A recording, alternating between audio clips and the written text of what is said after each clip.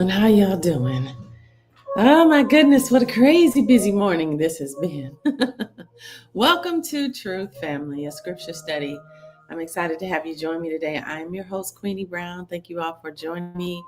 Make sure that if you all are watching, hey Udaya, welcome. Hey Jay, welcome. Thank you all for joining me for Truth. I'm excited to get started today. We are going to go deeper into the book of Ma'ashim, sign name Acts. Thank y'all for joining me today. Hey Jay, hey Yosef Araya. Did I say that right? Hey Push, welcome. Come on in, family. I am excited for us to get going today. We are about to dive deeper into the book of Ma'ashim, sign name Acts. Hey Donna, welcome back, beloved. Good to see you all. Boy, has it been a busy morning. I've been racing to try to get here to be able to read with you guys today. Yesterday was so good, and I'm really looking forward to going deeper. How are y'all doing today? Everybody all right? Hey, Nicole, welcome. Y'all, thank you for your patience today. I had a bit of a maintenance emergency. Hey, Carmetta, welcome. Come on in. Good to see y'all. Welcome. Thank you. Hey, Irene, welcome back. Hey, Victoria. Hi, Sandy. Good to see all of you. Let me know where you're watching from. You're watching from your city, your state, and your country. And then let me know which version of the scriptures you're studying with. Hey, Raymond, good to see you. We are going to be reading from the Truth Scriptures, Bariyt Hadash, sign name New Testament. Thank you for the super fan, Darlene. I appreciate that. You're watching from Ohio. All right now. Go OH. All right. I am excited today. I apologize, family, that I am coming on so much later than usual. I had a lot of stuff going this morning. The mirror in my daughter's room broke, the closet mirror. So I had to have maintenance come out and take care of that for me. And so it's been a busy morning. I apologize though, but we're going to get into it. Thank you, Darlene. We are going to get to reading very shortly. Hey, Blastman, welcome. Come on in. Glad you guys are here to join me though. Y'all ready to get going? Yesterday was so good. Huh? Thank you, Darlene, for the popular. I appreciate that. Hey, Sweat 149. Thank you, Irene, for the populars. I appreciate that. That makes a difference, family. When you guys tap, it's absolutely free. Make sure you press on my face and power share it out. Hey, Joyce Lynn, welcome. Grand Rising from New Orleans. Good to see y'all. Thank you, Darlene. Thank you, guys. I appreciate all of the generosity. It makes a difference. It goes a long way, so I appreciate it. So let's get it going, y'all. We are reading from the Truth Scriptures, the Bariyt Hadash, sign named New Testament. We are in the book of Ma'ashim, Acts. For those of you who want the resources, be sure to send me a DM, a message on TikTok. For those of you who are watching on YouTube and Facebook, the link is scrolling across the bottom. I'll go ahead and put it in the comments again for you. You all can click on that and you can get the resources to, number one, get your very own copy of the Bariyt Hadash. Also, number two, you can get access to the Truth Scriptures, the Tanakh, which is going to be released very soon. You guys, we got a video, and I think I shared it with you guys inside the Fire Room on Telegram. They received the delivery of all of the Tanakhs to the people who are in Sukkot in Colombia. And oh my goodness, there was a whole box full of them, family. So the countdown is on. We will be able to hold these in our hands very soon. I am so excited and so grateful that the Father has allowed us to be a part of this opportunity and experience to know his true word, what he fully intended for us to receive from the very beginning. Shalom, Angela, welcome. What he intended for us to receive from the very beginning, we will soon be able to know what he wanted us to know when he inspired the scribes to write those words down, family. I cannot wait. I'm so excited.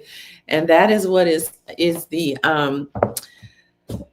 reason for us tearing through this one as fast as we can so that we have it all in our being and in preparation for being able to receive his precious word very soon. So it's the countdown is on, family. I'm so excited.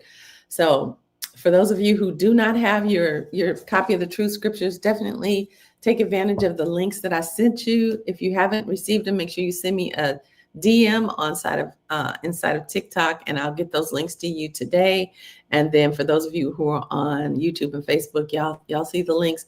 Go there, go to the very bottom, and take advantage of that opportunity. Y'all, this is a once in a lifetime opportunity. Do y'all realize what's happening right now? Do you realize that for all these years, thousands of years, kings have manipulated this word? They have taken it, they have changed it. When, even though the scriptures say don't add anything and don't take anything away, they've added things and they've taken things away that have kept us lost, that have kept us uh, kept deception. Honestly, why is it y'all back? That has had us walking in full-blown idolatry, and we didn't know it. So we are walking in truth now. We are learning what the truth actually said. And so very, very, very soon we'll be able to have the true Tanakh in our hands. I cannot tell you how excited I am. Vivian said, I'm so excited. Hard to wait, right? Hey, Brittany, welcome back. So in the meantime and in between time, let's go on and get it going. I'm not going to do any pleasantries today. For those of you who are new, I invite you to just sit back and let it wash over you. Yes, some of the names are going to be unfamiliar to you, but as I begin to read, they will become clear. You'll know who's who, and you'll be able to follow along. We are reading from the True Scriptures, the book of Ma'ashim, sign name Acts, chapter 6. And I'm excited. Let's get it going. Angela, can you help me out, beloved? I appreciate it. Shalom, Noel. Did you get my email, beloved? I sent you an email 2 days ago. Did you get it? Let me know. Shalom to all the family. All right, let's get it going. We are reading on page 201. Happy to be here. Thank you, Super Black. I'm glad you're here. Hey, Roseanne. I'm glad you're here. Hey, Darlene, welcome, welcome. Hey, Wanda, welcome back from Tacoma. Hey there. Let's see. Irene, where are you from? I think, Irene, are you in New York? Where are you? Let's see. All right. Hey, Edomizi. I hope I didn't mess that up. All right, here we go. Chapter 6, page 201. Around that time, while the number of disciples continued to increase, some complaints started to come from some of the new converts who spoke Uni, that's Greek, against those who spoke Aramite. Interesting. They complained that the Uni-speaking widows were being overlooked when the food supplies were being distributed each day. The 12 emissaries called a meeting with all the disciples and said, we should not stop preaching the word of Alua to serve tables. Brothers and sisters, choose 7 men who are respected and full of the spirit of Alua's wisdom. We will appoint them to be in charge of these things. Then we can continue spending our time focused on prayer and preaching the word of Alua. This proposal pleased the entire community of believers. They selected Satiban, a man who was full of faith in the set-apart spirit. They also elected Philip, Parakuras, Nicanor, Timon, Paranamas, and Nicholas, who worshipped with the believers of the Yahudim in Antiochia. These 7 men were brought to the emissaries. The emissaries then laid their hands on them and prayed over them. The word of Alua continued to grow. The number of believing disciples increased significantly throughout Jerusalem. Even a large group of priests became obedient and embraced the faith. Alua gave Satiban favor and power to work great signs, wonders, and miracles. However, there came a certain group of men from Sirana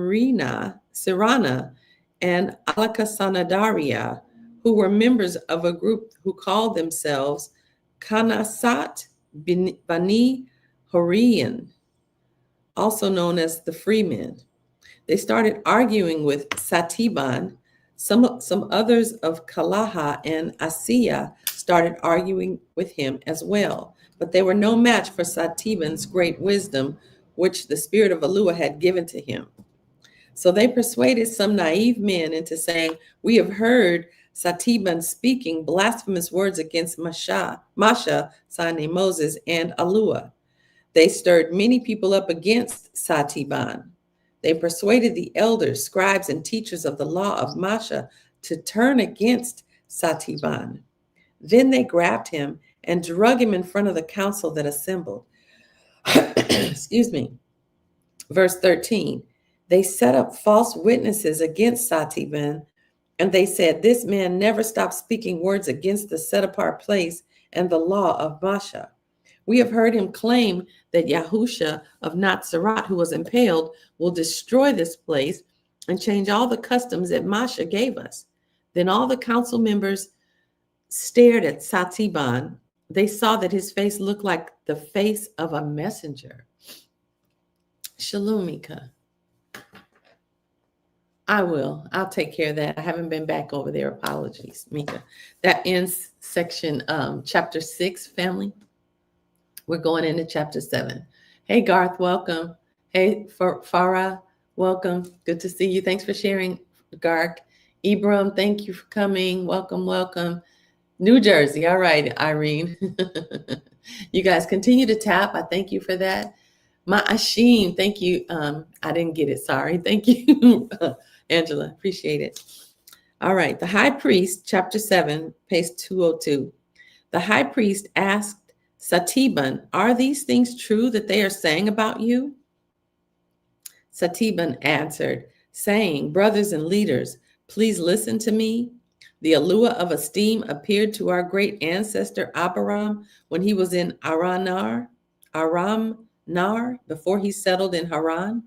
Alua told him, 'Leave your homeland and relatives and go to the land that I show you.' So he left the land of Kashadim and settled in Haran.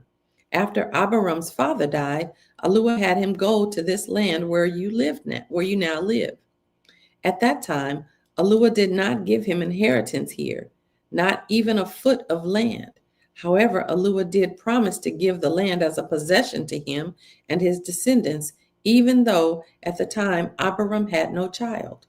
Alua, through his wisdom, said that Abiram's descendants will be strangers in a land that belongs to others, who will enslave them and abuse them for 400 years. Let me read that again. I'm going to read verse 5. We're in chapter 7, verse 5. At that time, Alua did not give him an inheritance here, not even a foot of land. However, Alua did promise to give the land as a possession to him and his descendants, even though at the time Abiram had no child. Alua, through his wisdom, said that Abiram's descendants will be strangers in a land that belongs to others, who will enslave them and abuse them for 400 years. Alua said that he would condemn the nation where they served as slaves. Then Alua said that afterward they would leave that land and serve him in this place where we are now. Alua gave Abiram the covenant of circumcision. So 8 days after Yitzhak, son named Isaac, was born, Abram circumcised him. And Yitzhak did the same to Yaakov, son named Jacob. And Yaakov did the same to his 12 sons, who became the 12 tribes of Yisrael. Verse 9, because Yusuf's brothers were jealous of him, they sold him into Matsar as a slave. Matsar is Egypt. However, Alua was with him. Alua rescued him from all his troubles. He gave Yusuf favor and wisdom with Para'ah, the king of Matsar. That's Pharaoh, the king of Egypt. And he made Yusuf the ruler over his entire house and over the entire country of Matsar. Then a great famine came upon all of Matsar and Canaan, and much suffering and hardship came with it. Many people were starving. When Yaakov heard that there was a grain in Matsar, he sent his sons, our ancestors, to Matsar for the first time. During their second visit to Matsar, Yusuf told his brothers who he was, and Yusuf's family became known to Para'ah. Then Yusuf sent for Yaakov, his father, and all his relatives to come to live with him in Matsar. There were 75 relatives in total. So Yaakov went down to live in Matzar, where he and our ancestors died. Their bodies were brought back to Shechem and laid in the tomb that Abram bought for a certain amount of money from Hamor's children who lived in Shechem. When it was time for Elua's promise that he made with Abram to happen, the number of Abram's descendants grew and multiplied exceedingly in Matzar. However, another king arose who ruled over Matzar, and he did not know anything about Yusuf. This new king of Matzar decided to exploit our people and treat them very harshly. He even forced our people to abandon their newborn babies so that they would die. This is the time when Masha, son named Moses, was born. Masha was a very beautiful child, and for 3 months his parents took care of him in their home. Then his parents were forced to abandon him. Para'ah's daughter found him, and she cared for him as if he were her own son. Masha was instructed in all the wisdom of the Matzarim. He learned exceedingly well, and he became a man of powerful words and great deeds. Then Masha was 40 years old. When Masha was 40 years old, it came into his heart to visit his family from Yisrael. He saw one of the children of Yisrael being severely mistreated. So he came and defended him. He ended up unaliving the Matzari man. He expected his own people to understand that Alua was using him to bring deliverance to them, but they did not embrace him at all.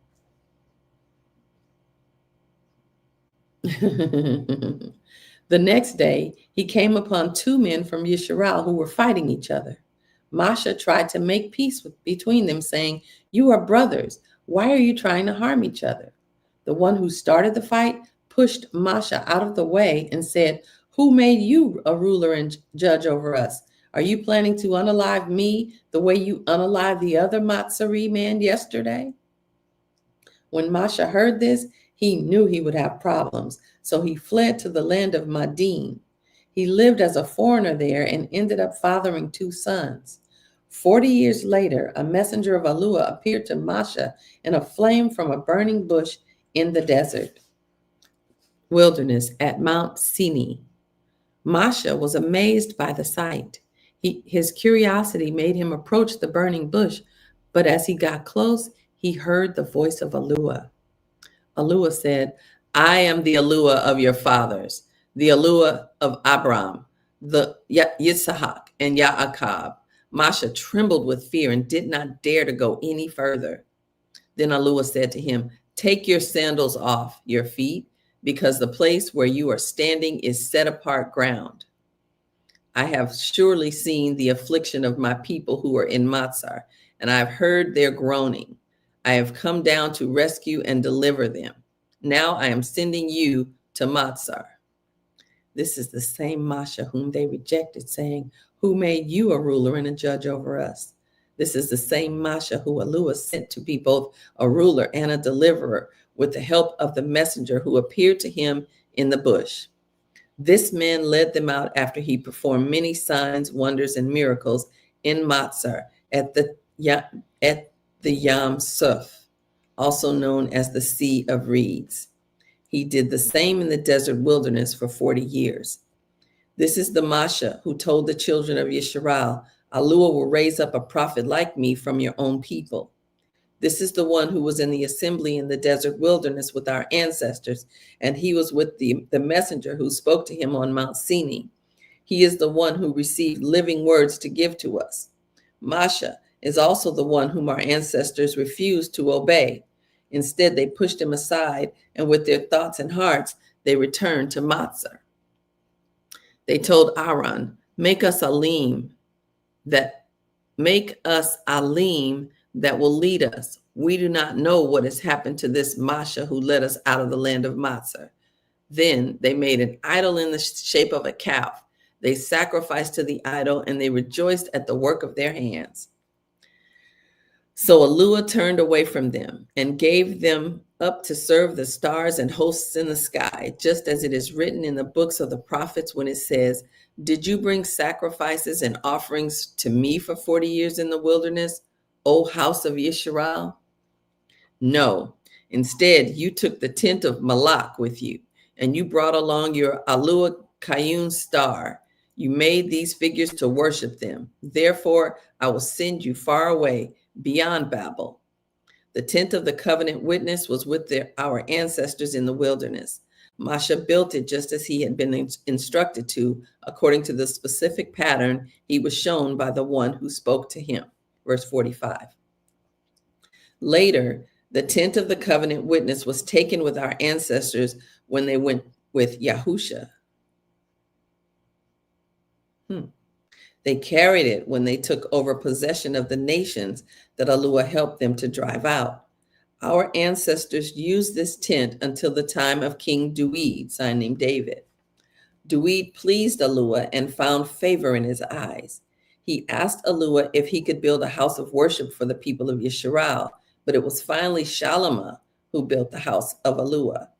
However, the Most High does not live in houses made by human hands. It is just as the prophet said when he spoke for the master. He wrote, Heaven is my throne, and the earth is my footstool. What kind of house will you build for me? In what place will I rest? I've made everything with my own hands. You are a stiff-necked people with uncircumcised hearts. You always resist the set-apart spirit, just as your unbelieving ancestors did. Is there any prophet whom your ancestors did not persecute? Excuse me, family. They unalived the prophets who told them about the coming of the righteous one, and now you have betrayed him and murdered him. The messengers gave you the Torah of Alua, and you have never obeyed it. Excuse me. When the council members heard Satiban's speech, they were cut to the heart. They became angry, furious, and gnashed their teeth at him. However, Satiban, being full of the set-apart spirit, stared into heaven, and he saw the esteem of Alua and Yahuwah Mashiach standing as the right hand of Alua. He shouted, Look, I can see the heavens have opened, and the Son of Man standing as the right hand of Alua. Then the council members cried out loudly and covered their ears. All together, they charged him. They took him outside of the city and started stoning Satiban. The false witnesses who brought the false allegations against Satiban laid their coats at the feet of a young man named Shaul for him to watch over. As they stoned Satiban to death, he called out to the master, saying, Master, Yahuwah Mashiach, receive my spirit. He knelt down and cried out loudly, saying, Master, if possible, do not hold this sin against them. After he said this, he died. Oh, wow.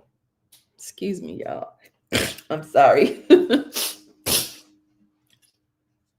allergy season and I'm healed in the name of Yahuwah Mashiach. Wow. What do y'all think of that? Wow. Noel says, see, the Old Testament isn't irrelevant. They constantly refer to it, even though even they don't forget their history, yet they always tell us to forget it and get over what has happened to our ancestors. Interesting. Oh, my goodness.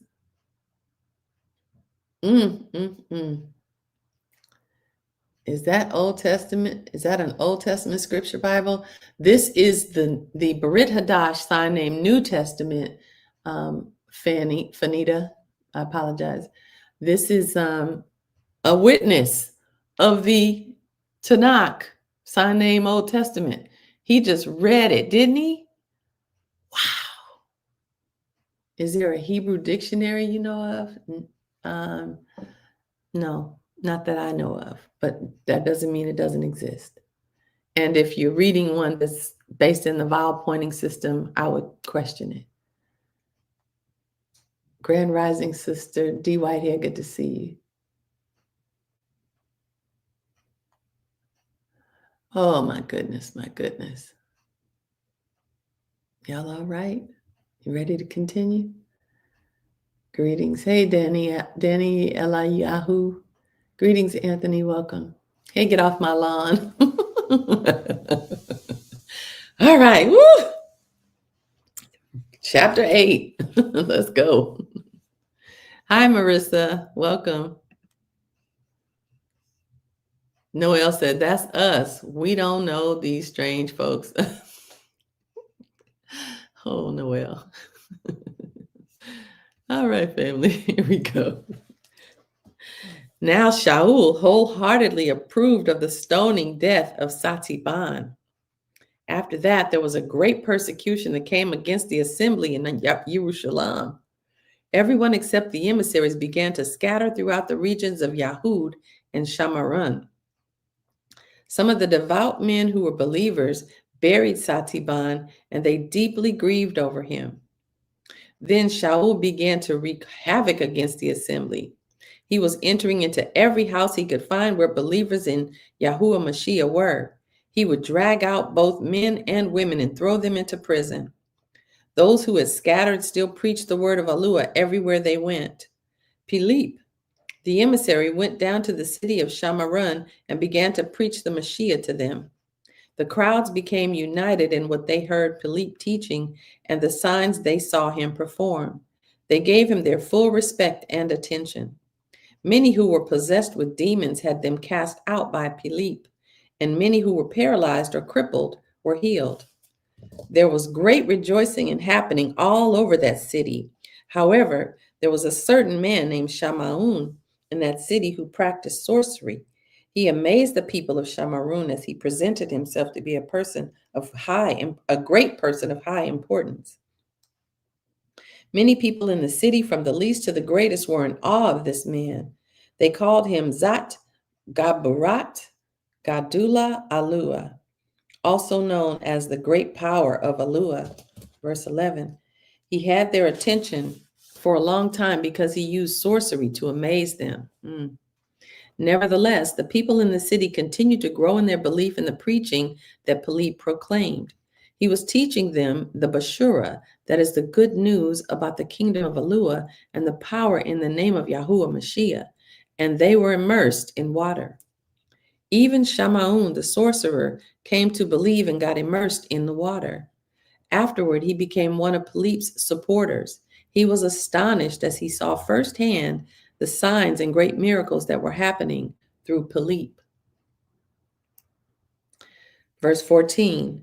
Now, when word got back to the other emissaries in Jerusalem that Shamarun had enthusiastically accepted the word of Alua, they sent Kappa and Yahuhanan to go there.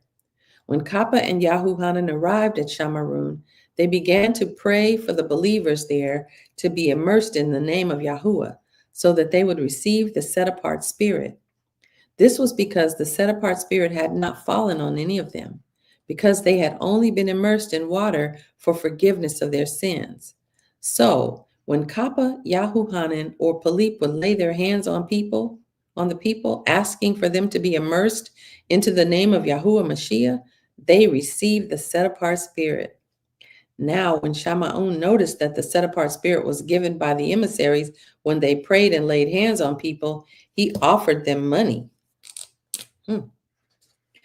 He said, give me this power also, so that anyone I lay hands on will receive the set-apart spirit. However, Kappa responded, may your money be thrown in the lake of fire with you, because you believed you could buy Alua's gift with money. You will have no part or share in the word of Alua, because your heart is not right with Alua. Therefore, immediately you need to properly repent and change your heart and your life. Turn from your wickedness. Plead with the master in the hope that your wicked intentions may be forgiven. I see that your jealousy and bitterness has poisoned you, and evil has you enslaved in chains. Shamaun replied and said, I beg that all of you please plead with the master on my behalf, so that nothing you have said will happen to me. Afterward, the emissaries continued to testify and proclaim the word of Yahuwah Mashiach in that city. Then they decided to return to Jerusalem, but on the way back, they preached the Bashura to many Shamarun villages. Then a messenger of the master spoke to Philip, saying, "Go south along the desert road that leads from Jerusalem to Azza." So Philip got up and left. Meanwhile, there was a man from Cush, a eunuch, a man of great authority. He was responsible for the entire treasury of Cush, and he answered directly to the queen of the Cushim. He had been worshiping in Jerusalem and was on his way back home. He was reading from the prophet Yeshayahu while sitting in his chariot. The Spirit told Philip to catch up with the carriage and get next to it. So Philip ran up next to the carriage, and he heard the man reading the words of the prophet Yeshayahu out loud. Philip said to the man, "Do you understand what you're reading?" The man said, "How can I understand unless someone helps me?" Then he invited Philip to come up and sit next to him. The man was reading the passage of scripture from Yeshayahu that said, "He was led like a sheep to the slaughter. He was silent as a lamb whose wool was being cut off, and he did not say a word." In his humiliation, justice was taken away from him. Who can describe his descendants, because his life was taken away from the earth? Then the eunuch asked Philip, "Tell me, please, who is the prophet talking about? Is he talking about himself or someone else?" Beginning from this scripture passage, Philip then proclaimed the Bashura of Yahuwah Mashiach to the man. As they continued to travel down the road, they came to a water hole. The eunuch said, "Look, here is some water. What should stop me from being immersed?" Philip said to the man, "If you believe with all your heart, then you can be immersed." The man answered, "I believe that Yahuwah Mashiach is the son of Eluah." Then the man ordered that the carriage be stopped. He and Philip both went down to the water, and Philip immersed him. When he came up out of the water, the spirit of the master suddenly took Philip away, and the man never saw Philip again. The man went on his way rejoicing over what had happened. Hold on, family.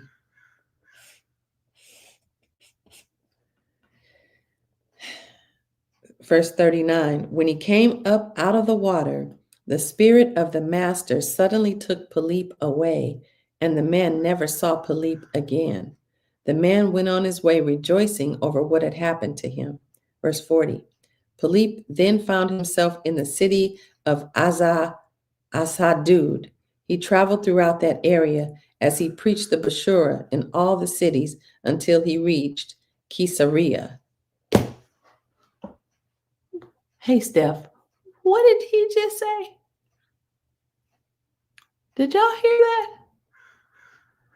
You're here at work, been sharing my YouTube information. Hallelujah. Thank you, Steph. Y'all, did y'all hear that? I don't remember reading this before. So, the master took Philip away, and he ended up in another place. Did y'all hear that too, or was it just me? It says in verse 40, Philip then found himself in another city. What on earth? Hey, Bubbles, welcome back. Thank you, Donna. Thank you, Danny Yahoo. He got beamed up, Vera said. Oh my goodness, Uncle Oleg. Hey, shalom. Hey, Anthony. What? Wow. Get off my lawn. You heard that? Shalom, Unity. Right, D. Whitehead? He got beamed up. So, we're tracking the works, right? We talked a couple of days ago and yesterday too about these greater works, because Yahusha, when he was alive, he told the emissaries that they would do greater works than he ever did, right? And then in the beginning of Ma'ashim, sign name Acts, we started seeing Kappa and Yahuhanan standing with a whole nother level of power, right? And now not only are the people being healed by them, hey Edward, thank you for that. Not only are the people being healed by them, but they just wanted to be able to get Kappa's shadow to pass by them so that they could be healed. So now his shadow was a part of that? And now beaming up and being moved from place to place? Now Yahusha did that, right? When he got on the boat, all of a sudden the boat was in another place. Ooh. Mika says, so it's a part of the gift. Angela said, yep, I was ready for that. I'm ready for that. You ready to be beamed up? Oh my goodness. Oh, I got a mustache and missed it. Thank you for that. Whoa. Whoa. Really beamed up, right? Oh my goodness. I'm sorry. We know, Lisa, that's why we're talking about it. We're reading the truth scriptures. We are very clear. You were drawn here for a purpose. Welcome in. We agree. Lisa said, I'm sorry, but the last 100 years of the Bible has been a lie. It's been more than 100 years, beloved. It's been 2,000 years. And we know you're in the right place. You're in the right place, Lisa. Stay updated. No. We're not doing that. Okay. Goodness gracious. Teleporting. Irene. What on earth? Hey, Kelsey, welcome back. Y'all ready to go to chapter 9? Whew. He got beamed up and transported.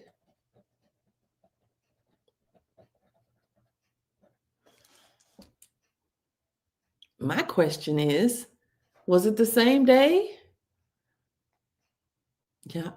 Anyway, we're not going to go there. To be chosen. Hey, Vera. Oh, that's your name. Okay, got it. Okay, got it. Let's go on to chapter 9. Thank you, Angela. Meanwhile, Shaul was spewing out murderous threats against the disciples of the master. He went to speak to the high priest. He requested a letter from the high priest to be addressed to the assemblies in Damascus, requiring cooperation in the persecution of any believers he found there. Oh, wow. Vera said, without Scotty. He got beamed up without Scotty. It was the same day. We won't see Philippe for a while. Oh, my goodness. I'm stuck, y'all. Hold on a second. Man. All right. So Shaul is out there spewing out threats.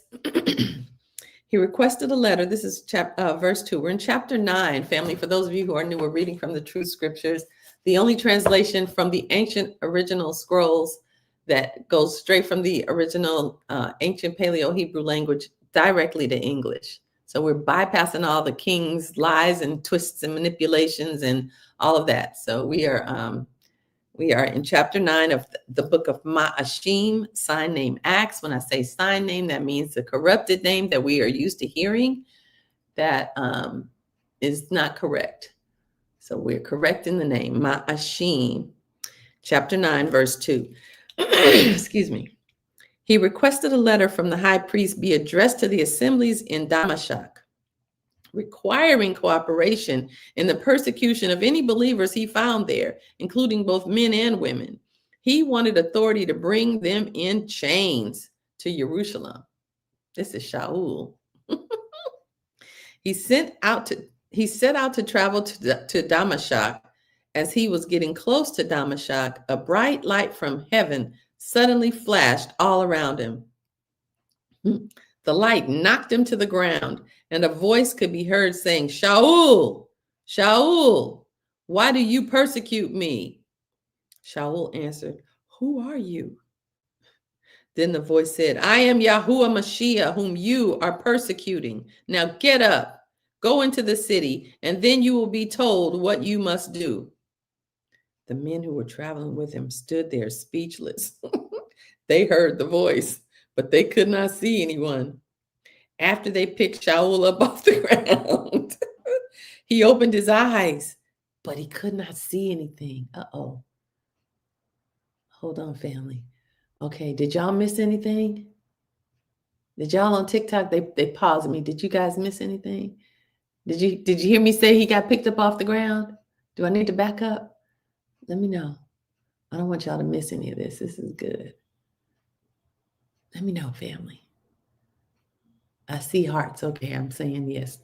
All right. Yes. Okay, good. We good. All right.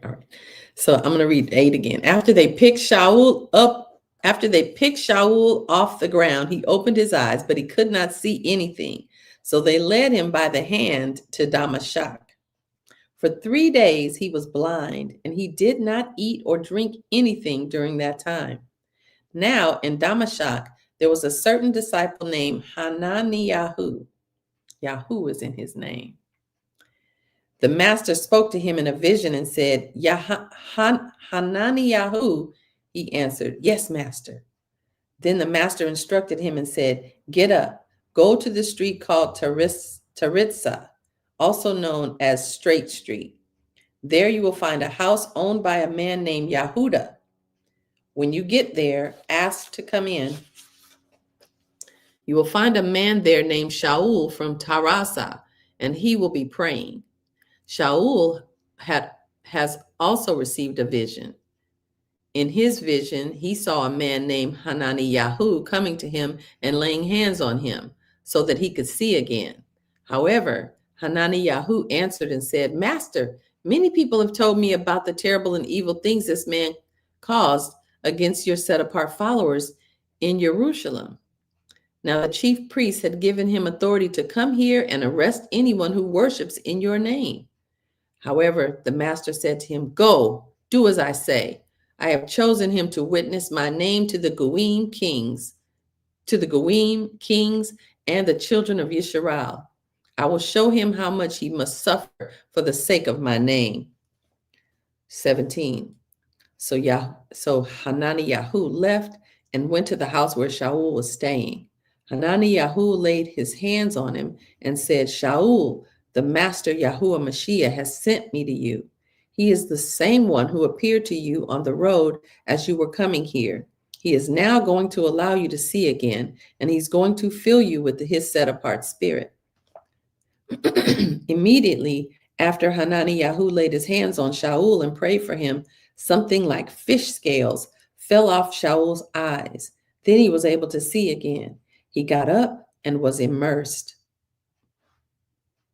Then Shaul ate some food, regained strength in his body, and stayed there several days with the disciples who were in Damascus. Soon Shaul started going into the assemblies proclaiming that Yahuwah Mashiach is the son of Alua. Everyone who heard Shaul was shocked, amazed, and baffled. They said, isn't this the same man who caused so much trouble for all the people that called on the name of Yahuwah Mashiach in Jerusalem? Didn't he come here to take the same type of people as prisoners to the chief priests in order to persecute them?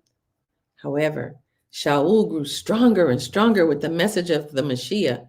He confounded the Yahudim who lived at Damascus, proving that the Mashiach was, in fact, Yahuwah Mashiach, formerly Yahusha of Nazareth. 23. After his preaching had gone on for some time there in Damascus, the unbelieving Yahudim there started plotting to kill Shaul. Shaul became aware of their plot to kill him, to unalive him. They were keeping watch at the city gates and day and night, waiting for the opportunity to unalive him. However, Shaul's disciples took him at night and lowered him down in the basket through an opening in the city wall. He traveled to Jerusalem. When he arrived, he tried to join the believers there, but they did not believe he was a true believer in Yahuwah Mashiach. However, Barnabas took Shaul to the emissaries and told them the story about how Shaul had seen the master, Yahuwah Mashiach, on his way to Damascus. Okay, hold on, family. Hold on.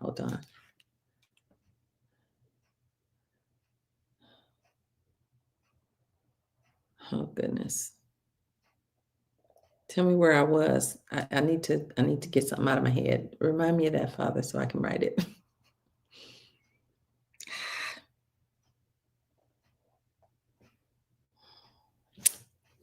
I apologize, family. What verse was I at? Hey, Reginald.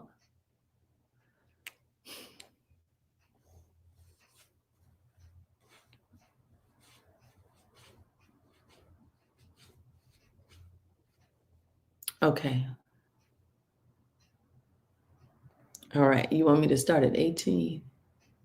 No. Oh, interesting. 27? Okay. Thank you. Please bring that back to me, Father. I'm going to go up to 26. He traveled to Jerusalem. When he arrived, he tried to join the believers there, but they did not believe that he was a true believer in Yahuwah Mashiach. However, Barnabas took Shaul to the emissaries and told them the story about how Shaul had seen the master Yahuwah Mashiach on his way to Damascus. He told them all that. Thank you. He told them all that Yahuwah Mashiach had spoken to Shaul. Barnabas also told the emissaries how boldly Shaul preached the name of Yahuwah Mashiach there. The emissaries approved of what they heard, and then Shaul was able to move freely among the believers in Jerusalem. Shaul continued to speak with great confidence in the name of Yahuwah Mashiach. Shaul got into debates with Uni, signing Greek, speaking Yahudim. They began to try to have him unalived. When the believing brothers and sisters of the Mashiach heard that the people were trying to unalive Shaul, they escorted him down to Caesarea. Then they sent him off to Tarasa. During that period of time, the assembly throughout all of Yahud, Galil, and Shamarun enjoyed a time of peace. Allah strengthened the assembly of his believers, and everyone lived with high respect for Yahuwah. They were encouraged by the set-apart spirit, and the number of believers increased. Then, as Kappa toured the entire region, he visited the set-apart believers of Allah who lived in Lad. Kappa found a certain man there named Ananias, who had been paralyzed for 8 years. He was confined to his bed and could not move. When Kappa saw him, he said, Ananias, Yahuwah Mashiach has healed you. Get up and make your bed. At once, Aeneas stood up. Many of the people who lived in the towns of Lad and Sharon, who knew about Aeneas, had saw him healed or heard about it, believed, and turned to the Master Yahuwah Mashiach. Now, in Yippu, there was a disciple named Sabiya. Her life overflowed with good works and compassionate deeds for those who were in need. Around the time, around the time that Kappa was in the area, Sabiya became sick and died. After they washed her body, they laid her in an upstairs room. When the disciples heard that Kappa was in Lad, they sent 2 people to get him. Since Yippu was near Lad, they urged him, saying, "Please come with us right away." Kappa got up and went with them. When he arrived, they took him to the upstairs room where Sabiya was lying. All the widows stood by him crying. They showed Kappa the coats and clothes that Sabiya had made when she was alive. Kappa sent all of them out of the room. Then he knelt down and prayed. He turned to her body and said, "Sabiya, get up." She opened her eyes and saw Kappa. Then she sat up. Kappa took her hand and raised her up. Then he called all the set-apart ones, including the widows, and he presented her alive to them. The news quickly spread throughout all of Yippu, and many believed and put their faith in the Master. Kappa stayed in Yippu for some time with a tanner named Shamaun. Whoa, family. Whoa, family. Whoa.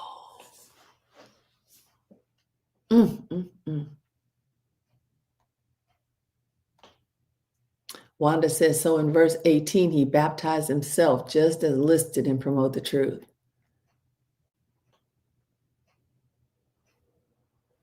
Immediately after Hananiyahu laid his hands on Shaul and prayed for him, something like fish scales fell off Shaul's eyes. Then he was able to see again. He got up and was immersed. That was what I was supposed to remember. Thank you. Thank you. Oof. Don't you just love how he works? He just fixes all the pieces. Hallelujah. Woo! Y'all doing all right? We're going into chapter 10. You ready? We ready? It's like no one died when he was around. Well, they got up. They were asleep. Yeah, Mika. Mika said everyone needs to hear this. Oh my goodness. Wow. So how many of you are reading from those other translations right now and are seeing some inconsistencies? Oh, you just got confirmation your New Testament is on its way. All right, Teresa. Yes. Yes. All right. Make sure you let us know when you get it. We ready, Yahoo Mikhail said. Mikhail. Welcome, Sherry. All right, let's go. Let's keep going. Excuse me. All right, chapter 10. Now, there was a certain man in Caesarea named Cornelius.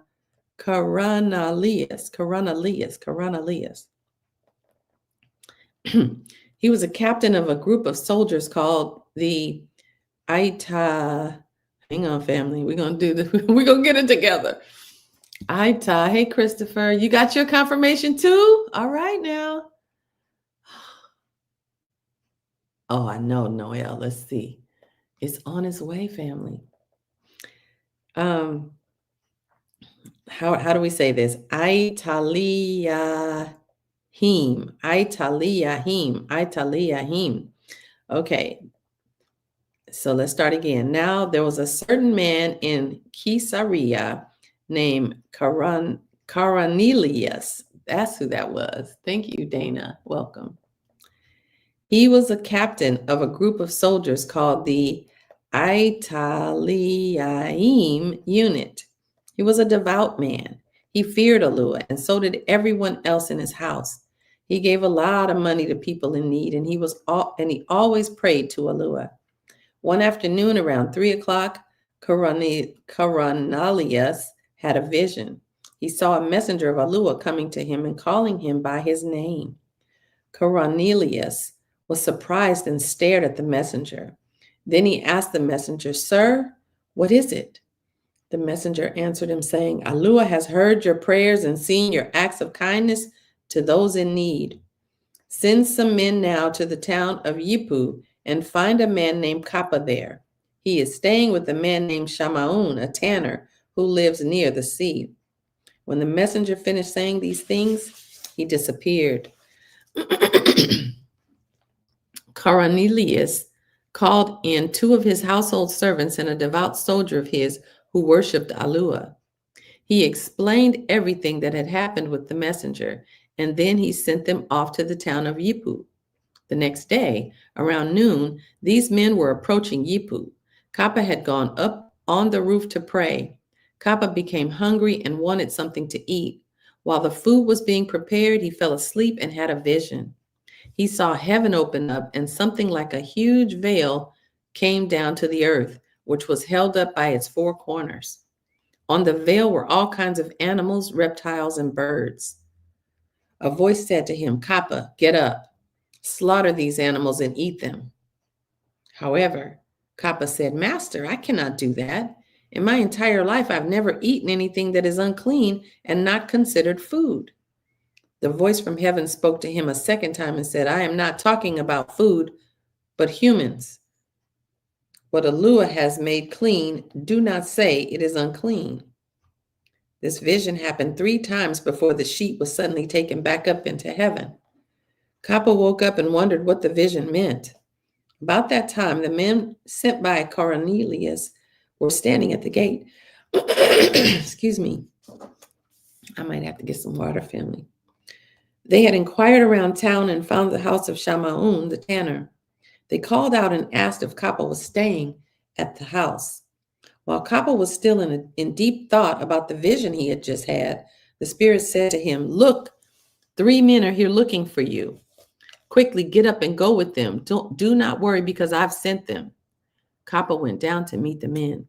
He said to them, I am the one you're looking for. Why did you come here?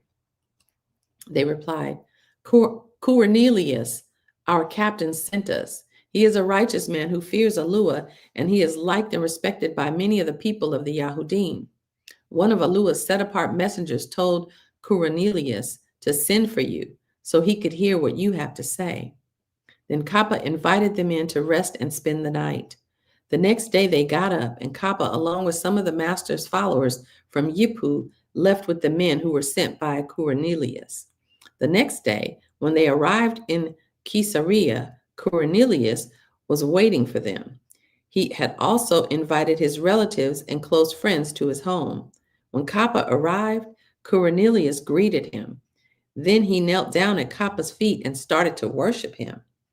However, Kappa took a hold of him and said, Please stand up. I am a human just like you. As Kappa entered his house, he was still talking with Cornelius. Many people were there inside. Kappa said to them, You know that we are Yahudim. You know that we Yahudim are not allowed to have anything to do with outsiders. However, Allah has shown me that I should never call another person who believes in him unclean again. Allah has shown me that I should never call another person who believes in him unclean again. Therefore, when you sent for me and I was asked to come here, I came without objection. With that being said, I would like to know why you sent for me to come here. Then Cornelius said, 4 days ago, at this same time, which was 3:00 in the afternoon, I was praying in my home here. Suddenly, a man in bright shining clothes stood before me. He said, Allah has heard your prayers and seen your acts of kindness to those in need. Then he said, Send some men now to the town of Yippu and find a man named Kappa there. He is staying with a man named Shamaun, a tanner who lives near the sea. I sent for you immediately, and you have been kind enough to come. Now we are all gathered here together in the presence of Allah to listen to everything that the Master has directed you to say to us. Hearing this, Kappa said, I now truly understand that Allah does not show partiality to one group of people over another. Instead, anyone from any nation who worships him, fears him, and lives righteously is accepted by him. This is the message of peace that he sent to the people of Yisrael by proclaiming the Bashura through Yahuwah Mashiach, and he is the master of all. You know what happened throughout all of Yahud, beginning in Galil after the immersion of Yahuhanan preached. You know that about the man we called Yahusha of Nazareth and how Allah anointed him with the set-apart spirit and with power. He traveled all over doing good and healing everyone who was oppressed by the devil because Allah was with him. We are eyewitnesses of everything he did, both in Yahud and in Jerusalem, but they unalived him by hanging him on a tree. However, Allah raised him from the dead on the third day and allowed him to be seen, but not everyone saw him after he resurrected. After he was raised from the dead, he was only seen by those of us who were close to him and by those that he chose to eat and drink with him. Allah told us to announce and preach to the people and to testify that this is the one who is chosen by Allah to judge both the living and the dead. To him, all the prophets bear witness that through his name, Yahuwah Mashiach, everyone who believes in him will receive forgiveness of sins. While Kappa was still speaking, the set-apart spirit fell on all of them who were listening to him. Some of the believing Yahudim who were circumcised, who had come with Kappa, were amazed that the gift of the set-apart spirit had been poured out and given to the Goyim, those who were not born a Yahudi. They started hearing the Goyim speaking other languages and praising Allah. Then Kappa spoke again. He said, These Goyim have been given the set-apart spirit just as we have. Surely no one can stop them from being immersed. Can they? Kappa then directed that they be immersed into the name of Yahuwah Mashiach. Afterward, they invited Kappa to stay with them for several days.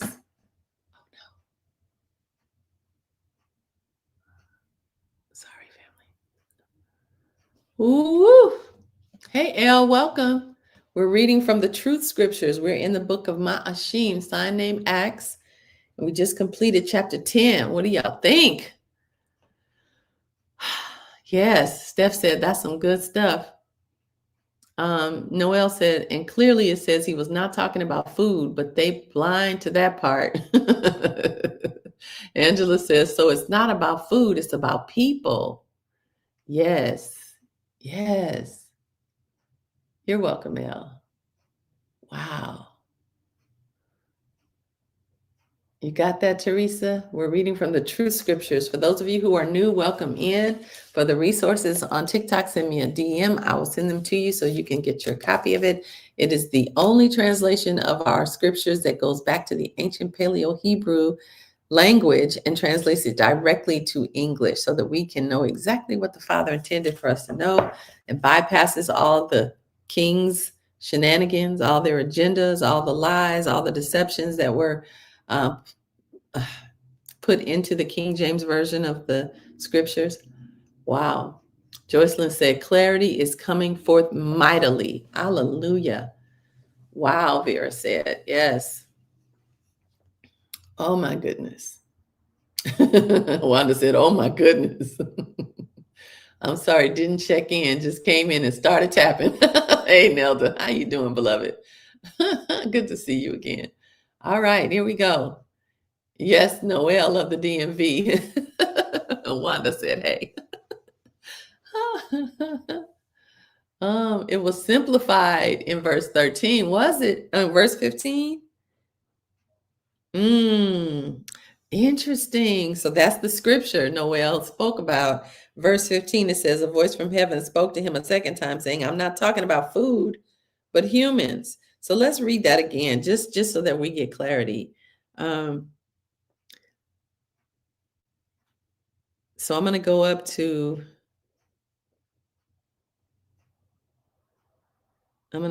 where it says, verse 10. We're in chapter 10 of the book of Ma'ashim, sign name Acts. Kappa became hungry and wanted something to eat. While the food was being prepared, he fell asleep and had a vision. He saw heaven open up, and something like a huge veil came down to the earth, which was held up by its four corners. On the veil were all kinds of animals, reptiles, and birds. A voice said to him, Kappa, get up, slaughter these animals and eat them. However, Kappa said, Master, I cannot do that. In my entire life, I've never eaten anything that is unclean and not considered food. The voice from heaven spoke to him a second time and said, I'm not talking about food, but humans. What Allah has made clean, do not say that it is unclean. This vision happened 3 times before the sheet was suddenly taken back up to heaven. Wow. Wow. He said, I am not talking about food, but humans. What Halua has made clean, do not say that it is unclean. Message received. Y'all ready for chapter 11? I'm confused. What does that mean? Donna said. He showed him all who believes in him are his. That's right, Uncle Oleg. All who believes in him are his. The circus thought and taught we could eat anything. Well, we're mixing. Noel said, no pork chops, folks. Oh boy. He's basically saying, don't judge people by saying that, and you know what? Let me not. The word says, what Allah has made clean, do not say it is unclean. That's where we'll stop. If you have questions, y'all, make sure you're writing them in your Truth Foundations notebook. And then when we are able to talk to the Promote the Truth community, ask them your questions, right? We're just reading. All right. Chapter 11. This not the translation saying human. I'm not sure what he's referring to people, not necessarily food. That's right. So you can eat pork chops, B-boy? I wouldn't touch pork chops if I were you. Not at all. In this passage, that's not what he's referring to specifically, but stay away from pork, family. And not like this, but stay away from it because I love you. Yahuwah is using physical parallel to explain a spiritual lesson. That's right. Yaspar, welcome. No pork. Everybody say no pork in the comments. We get to live. No parasites. All right, chapter 11. The emissaries and all the brothers and sisters throughout all of Yahud heard that the Goyim had also received the word of Eluah. When Kappa returned to Jerusalem, the circumcised, unbelieving Yahudim criticized him. They said, "You went into the home of the uncircumcised and ate with them?"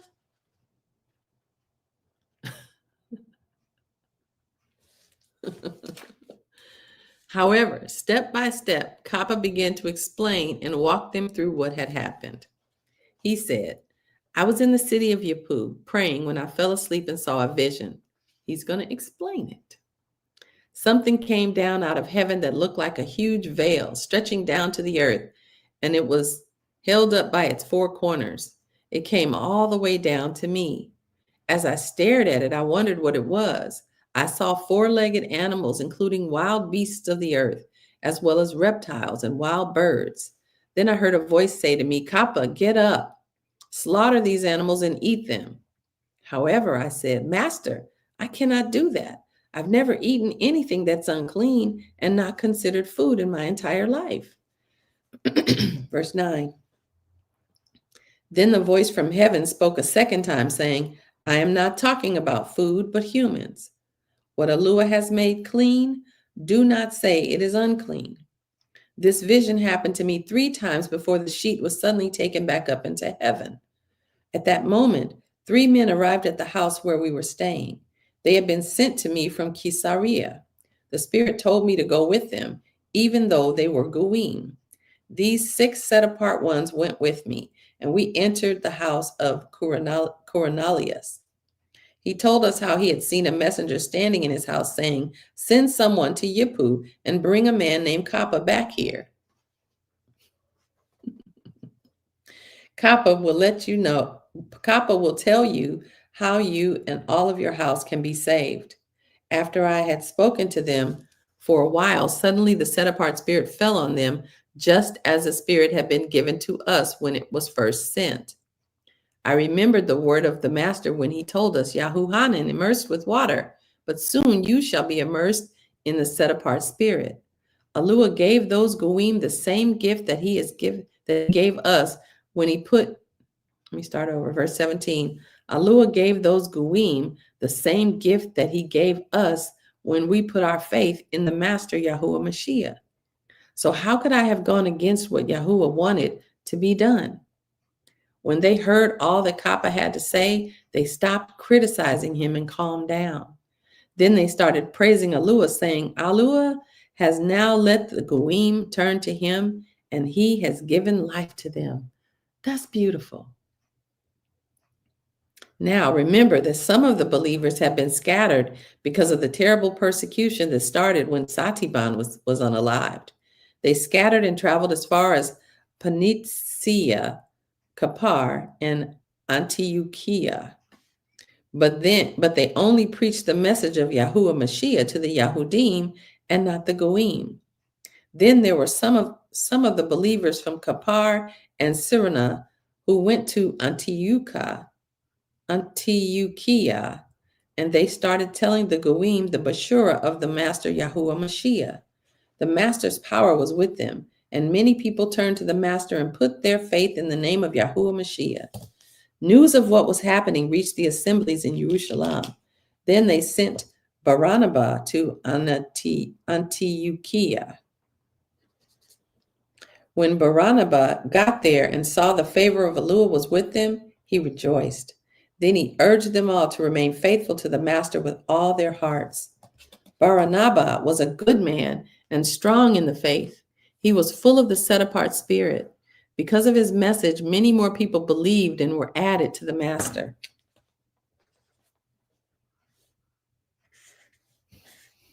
Barnabas, verse 25, went to Tarazah to look for Shaul.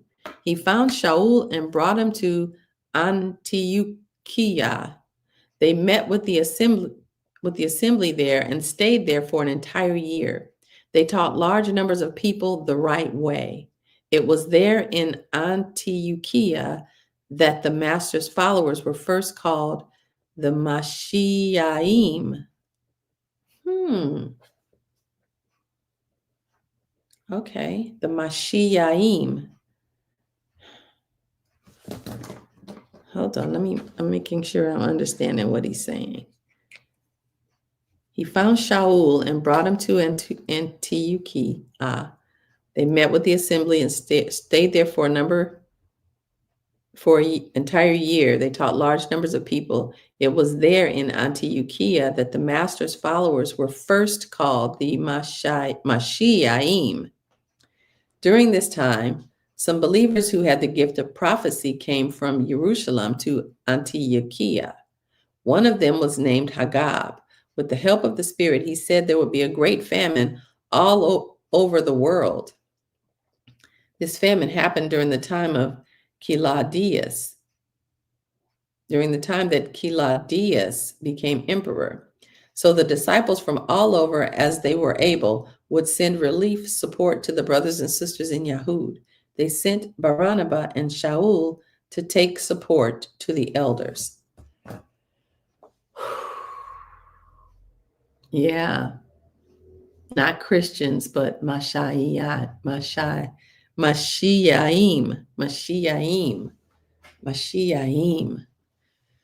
That's good.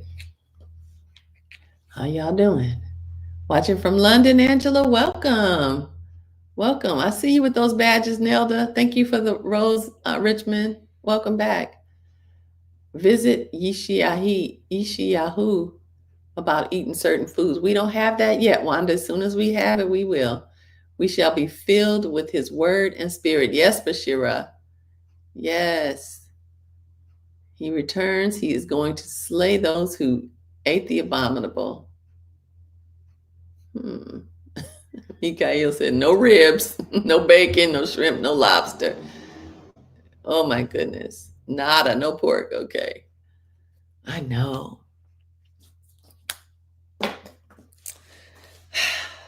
We get to live close to Acts real translation, my Ashim's real translation. Okay, Wanda. So it's close. We didn't get too far off.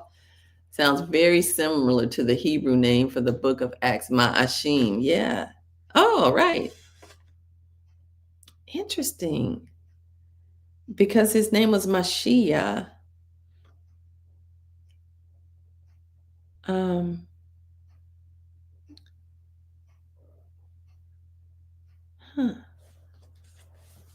Okay. Chapter 12. For those of you who are new, Wanda Masha. Wait. It's Mashiach. Mashiaim,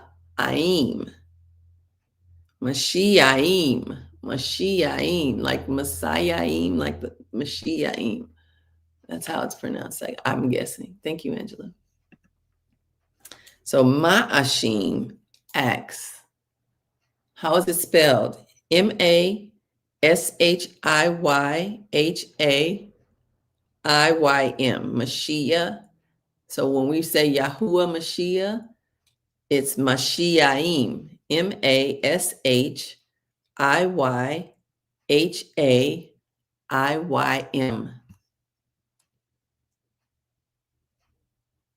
Got it? You're welcome. All right, family, y'all ready? Okay. Chapter 12. About that time, King Herod began to severely persecute certain set-apart ones in the assembly. He ordered soldiers to unalive Yaakov by sword. Yaakov was the brother of Yahuhanan. When Herod saw that it pleased the unbelieving Yahudim, he had Kappa arrested during Matzah, which is also called the Feast of Unleavened Bread. He put him in prison and assigned 4 squads of soldiers to guard him.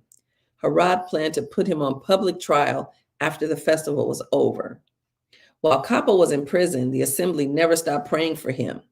The night before Herod was about to put Kappa on trial, Kappa was sleeping and tied up in chains. A soldier was guarding him on each side, and 2 soldiers were guarding the entrance to the prison.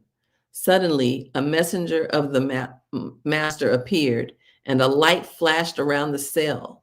The messenger poked Kappa in the side and woke him up.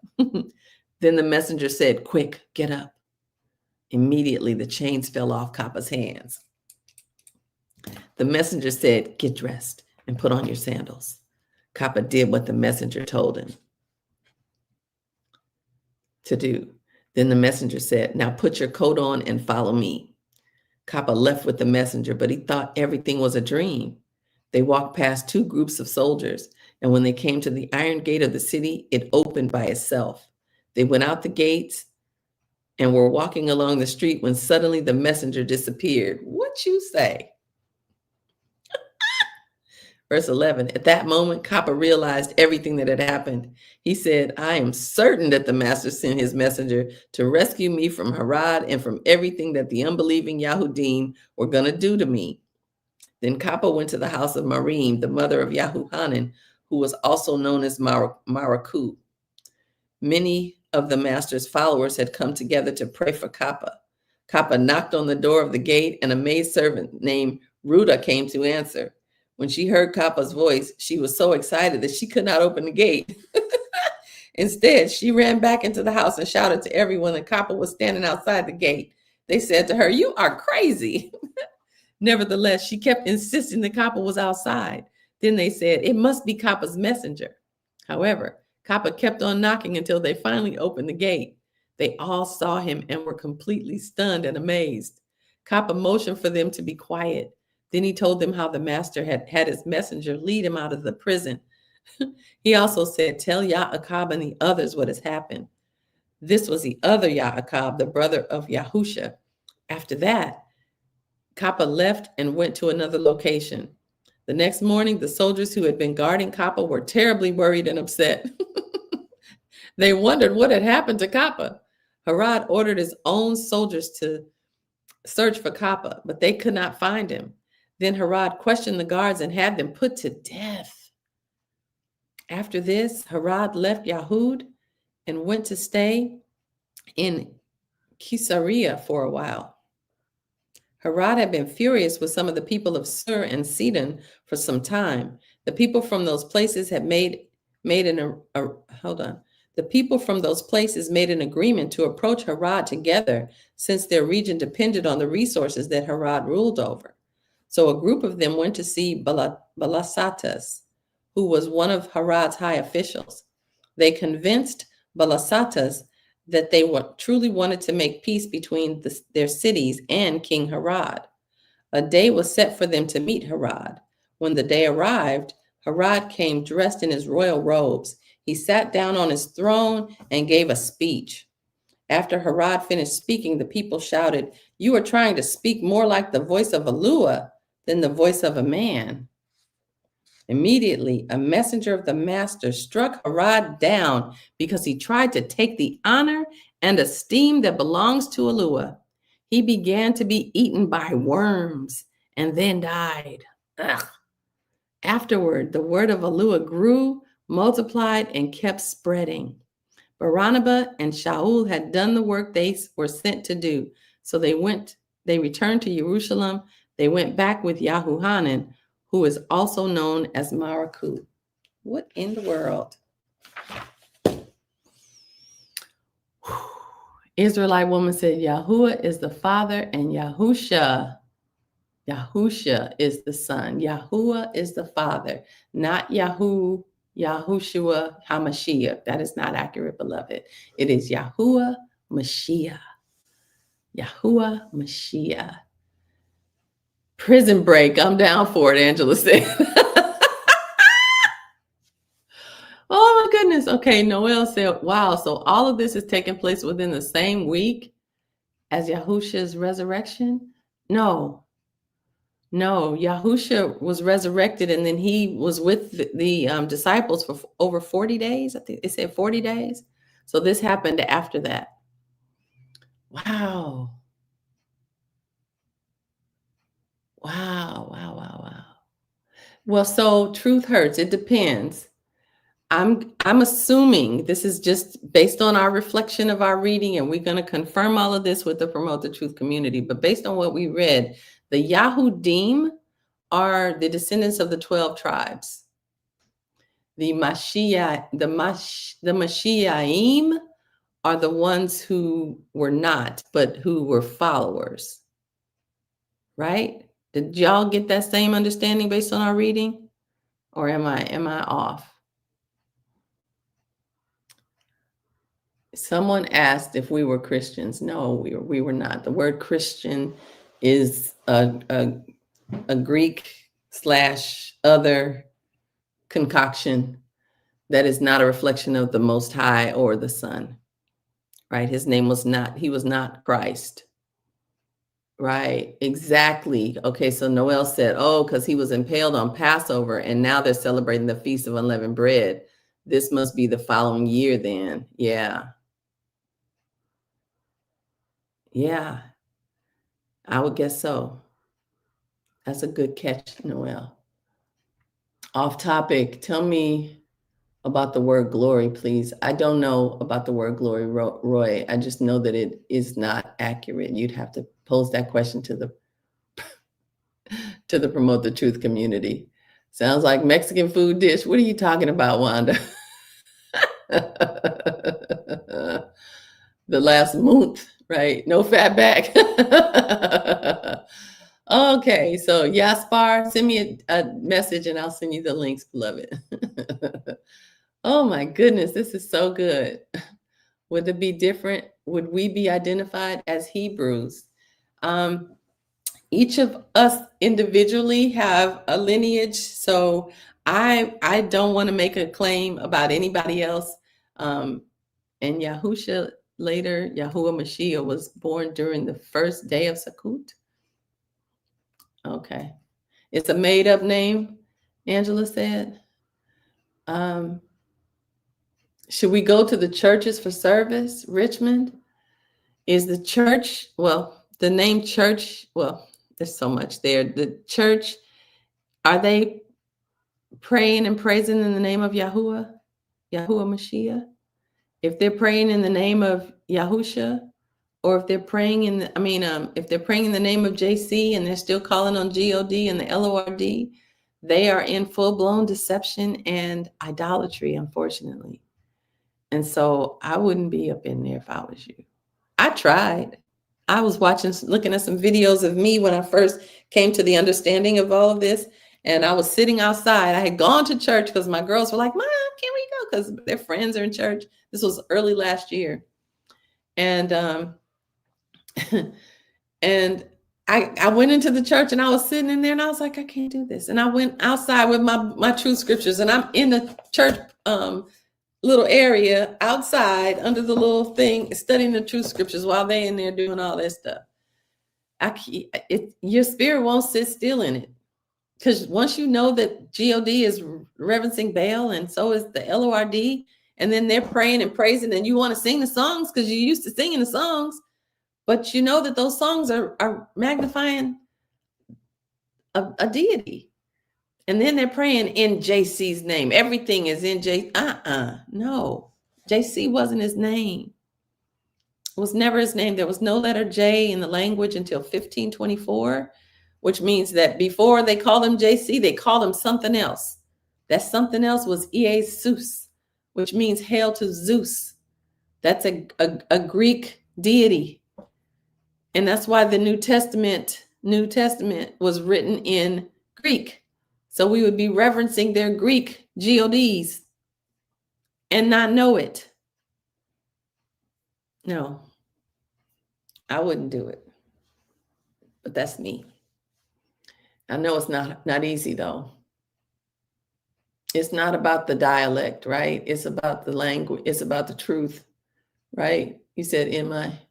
Oh yeah, in your English diamond, I can't. I hear you, Wanda. I can't.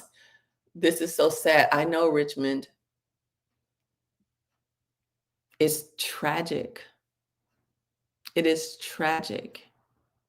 And all of us have walked that grieving path that you are on right now. And some of us still.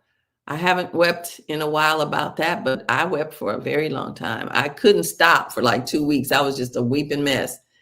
And then it would be off and on, off and on. So I understand. And then when you start to think about all the people and all the preachers and all the prophets and evangelists and missionaries and all the churches and all of the Bible schools and all of the stuff, all of the seminary schools, all of them. You think about what's happening to the entire body of believers. And then you listen to the songs that we love to sing because it takes us into that space of pure worship, genuine, heartfelt worship. And then when you realize that you are singing to another name and the Father is mortified by it, like, well, I did all of this for you, and your esteem is going to a name that's not my name. And then when you read the scriptures and you see how much he put on his name is everywhere. Everything is in his name. And then when you realize that salvation is in the name of Yahuwah Mashiach, and nobody we know is calling on that name, it's a lot. It's a lot. And then you think about all the people you know that you might want to share it with, and they're going to think you are nuts and think you're going straight to hell and you're the only one that's not. It is hard. It is a hard truth. But then we get to realize that we've been called to know his name, that he selected us. He chose us to reveal himself to. That we get to praise his name. We get to lift his name. We get to magnify it. We get to pray in his name. So, and then we get to read the truth. How many people do you know are doing what we're doing today? That's right, Vera. He's in Revelations 12:9, I think, or 12:6, one of them, it says that Shaitan deceived the whole world. The whole earth will be deceived. And we're watching that right now as we watch the rest of prophecy unfold before our eyes. We were called for such a time as this. We were called to such a time as this. I was on a prayer line too.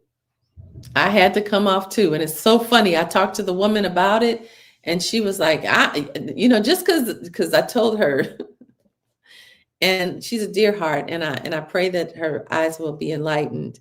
But I revealed to her what happened to me. And for those of you who are new, I woke up, the Father woke me up out of a deep sleep, the middle of the night, one day last March, not this March, but the March before. And he was saying to me, it's all in my name. It's in my name. What's my name? Do you know my name? It's all in my name. It's in my name. What's my name? Do you know my name? He just kept saying that over and over and over. And I was like, what? Yes, I know your name. Of course, I know your name. We've been walking together for 25 years deeply. And you wrote the 2 books through me. Yes, I know your name. You led me to help build the technological foundation of a world-renowned Bible school. What do you mean? What do I know your name? Yes, Father, of course, I know your name. But it forced me to realize that, well, what if I don't? What if I don't know your name? And that's what started me down the path of studying this truth. And I wept, I grieved, I studied. He opened my eyes to so many things. And then he told me to start teaching it. And then I started running like Jonah because no, I don't want to take away people's JC. I don't want to do that. I don't want Christians mad at me. That'd be a vicious bunch. I don't need that trouble. I got enough on my plate. But he led me to the Promote the Truth community so that I could get understanding and get stronger and get more confident in telling my testimony And then I started sharing, and then y'all showed up. So, yeah, Nicole says, I was so disconnected. Every time she was saying those names, I was saying Yahuwah. Me too. Me too. Like I would correct it for myself.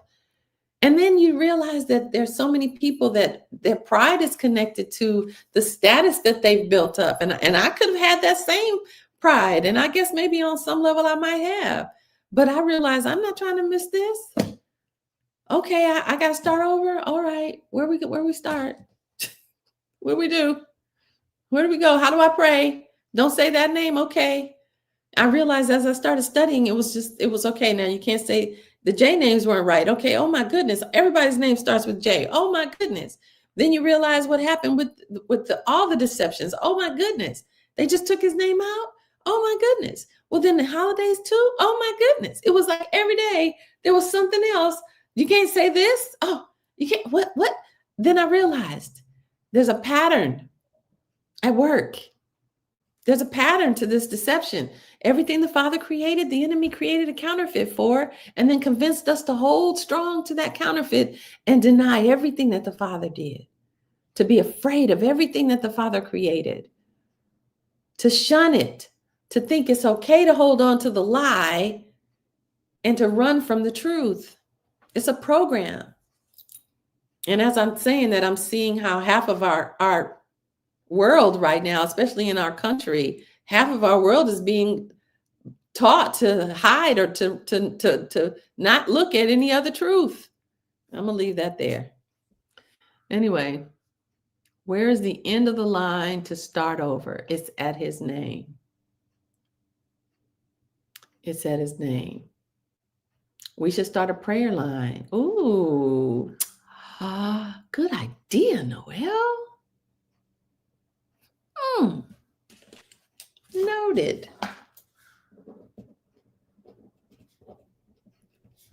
So we got to get the mixture out of our language. We got to align more, get some of the beliefs in alignment, right? Change our conversation.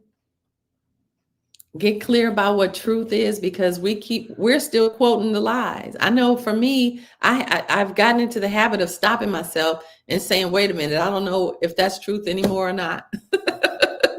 Because you know how you've been in this word for so long, it just pours out.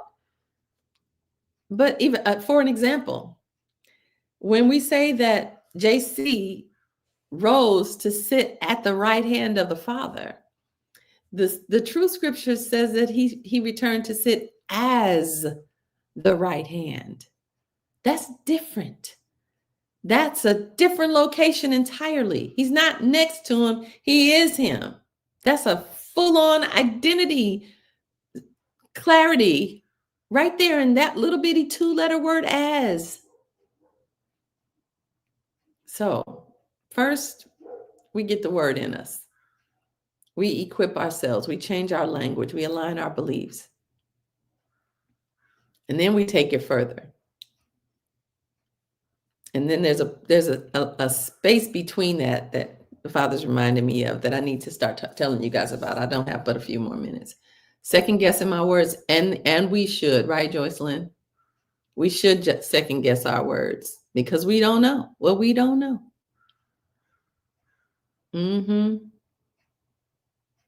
Yes, the will purpose says blessings, family, and we use Baruch instead of blessings. That's another one. And that word doesn't feel right, Baruch. It feels strange, but it's the truth. So we get used to it. When you're used to saying bless, and you learn that the word bless actually is connected to a pagan bloodletting sacrificial ceremony, eek. And we don't know. No condemnation. That's one thing, you guys, on this platform, in this space with me, I don't believe in beating people up. I don't believe in that. It just doesn't serve. I'm a heart healing coach, and it takes too much work for someone to heal their heart wounds for me to be one of the ones tearing people down. You won't catch me doing that. right? So we just get to make an adjustment. It's a word we can't use. Don't feel condemned. Just fix it. Make an adjustment, right? We have to get this in the US. We got to get it on the planet, right, Vera? We got to get it on the planet. Yeah. Yeah. So I've been talking to you guys a lot about rising, right? Y'all saw a post that I did. And in the last few days, I've been talking about the rise. And last week, I did some one-on-one conversations with many of you. We've been talking about rising out of the stuff that's in the way, right? Rising out of the deception, number one. Rising out of the ways that we've been believing, even not just in the word, but about ourselves. Rising out of the guilt and condemnation that the circus or the church taught us to function in, rising out of the lies about our identity, and rising out of the fear that is plaguing us right now, living in the world in this season, rising out of unforgiveness and the heart wounds that we've dealt with throughout our lives, rising out of our mother wounds that we don't realize we're operating through, and our father wounds and things that are making choices for us because we are not fully healed in our hearts. And so we know that the Father intends for us to walk in freedom, but the way that we have been living, for lack of a better way of describing it, we've been tucking everything that deals with the heart under the rug.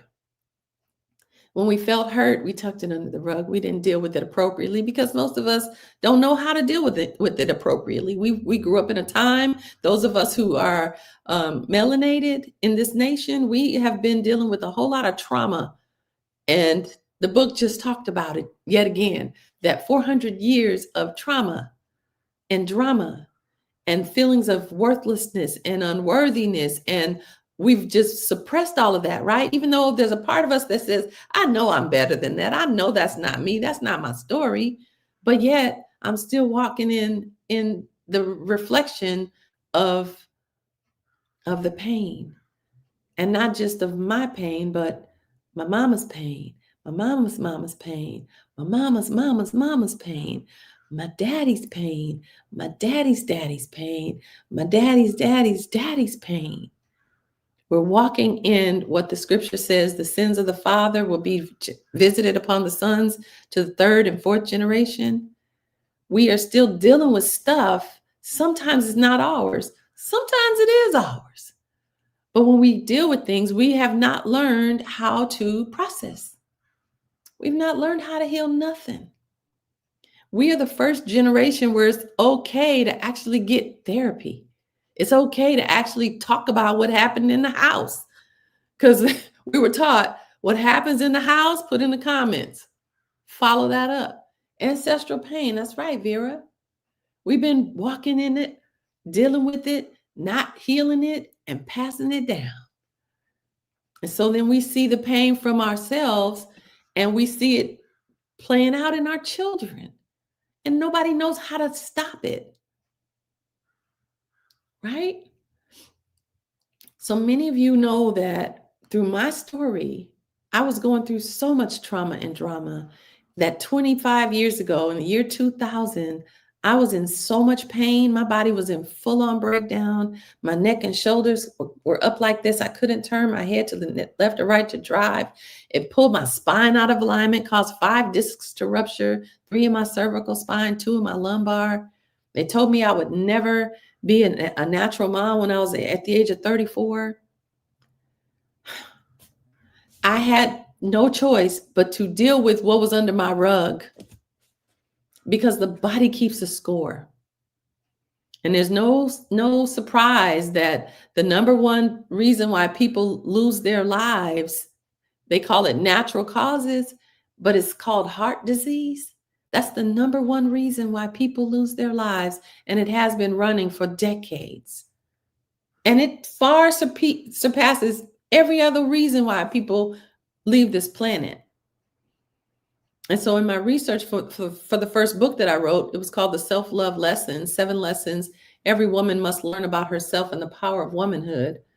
In the research for that, preparation for that book, I realized that it's an epidemic because it's not a heart disease, it's a broken heart disease. It's that people don't know how to process through their pain, so their bodies ultimately break down from carrying the weight of unforgiveness, from carrying the weight of the anger and the resentment and the bitterness and the rage and the wrath that's tucked under the rug because you can't really express it because what happens in the house gets to stay in the house. And not just what's in the house, but everything. When someone betrays you, you tuck it. That's what we do. It's what we know to do. You just got to keep pushing. Men, y'all are taught you can't cry. So now you can't release. Women, we're taught to be strong and grin and bear it because we got to keep going because everybody needs us. So you're carrying all these people and you're doing all this stuff and you got all these plates spinning and everything on the plate is everybody else and you keep falling off. We don't take time to take care of ourselves because it's almost frowned upon. You're supposed to be selfless. Give it all away. Father had to teach me. He had to walk me through my healing so that I was able to finally, my body was able to allow me to deliver 2 miracle babies in my mid-40s.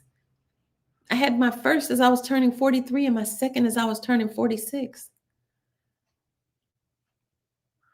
It's a process to heal. It's a process. Uh-oh. And most of us have never done any kind of heart healing. Most of us think that when we forgive, I forgave them. No, what you did was you went numb. You just numbed out. You just can't feel anymore. And you can't cry anymore. There's no tears left. How many of you are all dried up? Can't even cry. You can't even access emotions. Or many of you are like me, where you locked your heart down, put some big old boat rope chains around that heart, put a big old lock on there. Ain't nobody getting in and ain't no love getting out. Hey, Shirley. So he walked me through what it looks like to walk in that healing. He took me through that process myself, and he had me documented in my first book.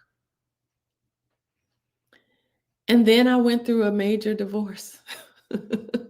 I'm still in the midst of it, honestly. And I moved away from a toxic 30-year marriage, and I'm still healing my own heart, just being totally honest with you. And he's got me revisiting those lessons again. But this time he told me to bring y'all in on it. Because we get to be healed.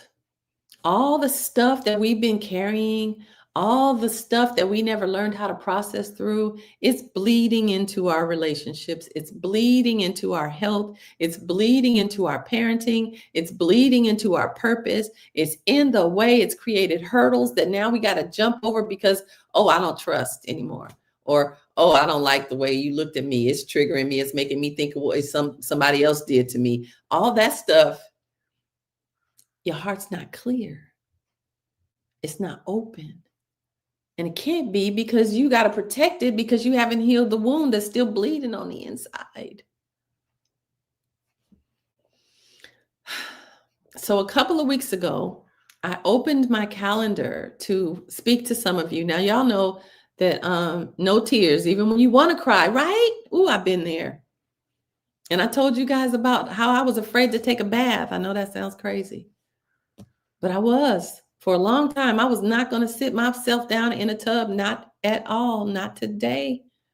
I did not want to feel nothing. I didn't want to start crying because I knew that I would never be able to stop. I was so scared to go into the depths of that and allow myself to feel the hurt from everything. I didn't want to go there. I didn't want to get stuck there. How many of y'all can relate to that? Right. Yes, Noelle. She said, I had to learn to love myself the way he loves me, and it changed everything. Yes.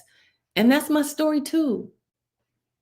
He had to teach me, which is how I ended up writing a book called The Self-Love Lessons, 7 lessons every woman must learn about herself and the power of womanhood.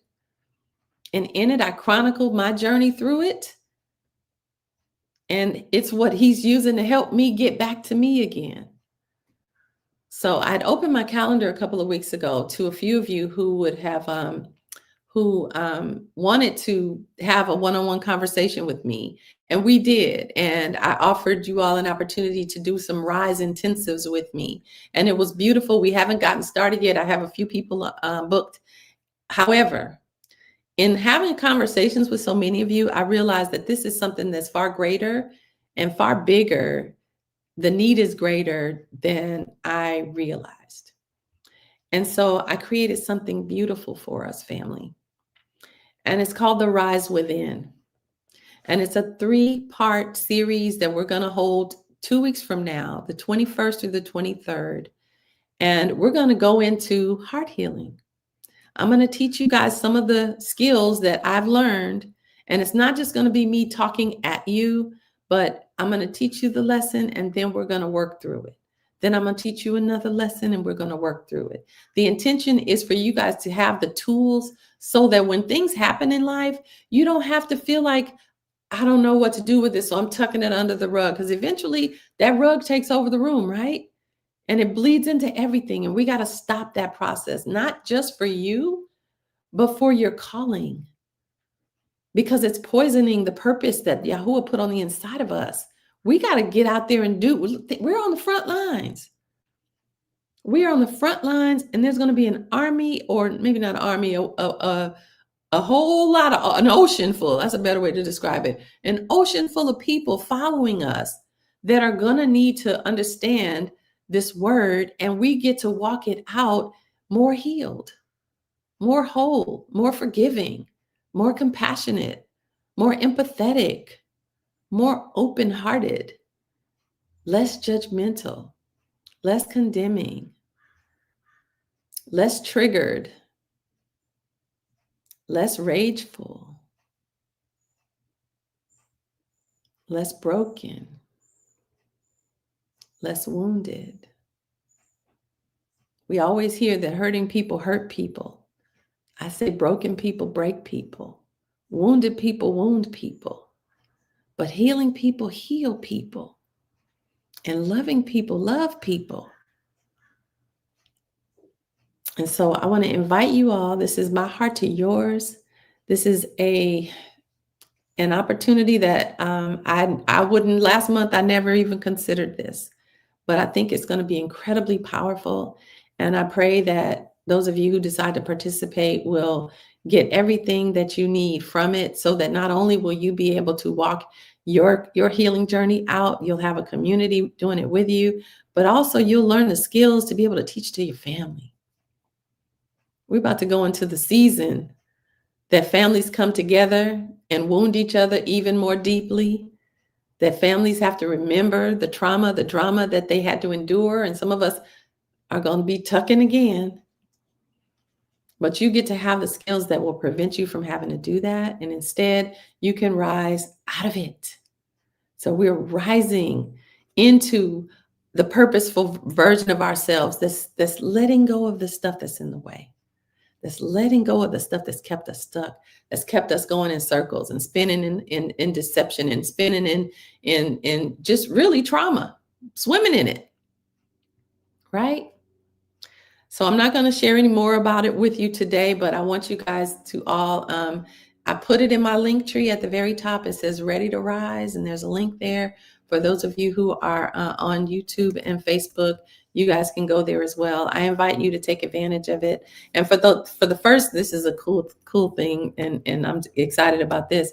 For the first 10 of you who decide to rise with me,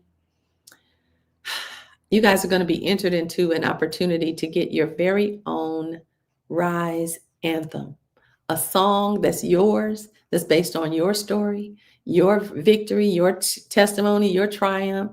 It'll be your soundtrack. And you and I will work together. We'll sit together for 30 minutes and I'll pull out everything that needs to be in your song.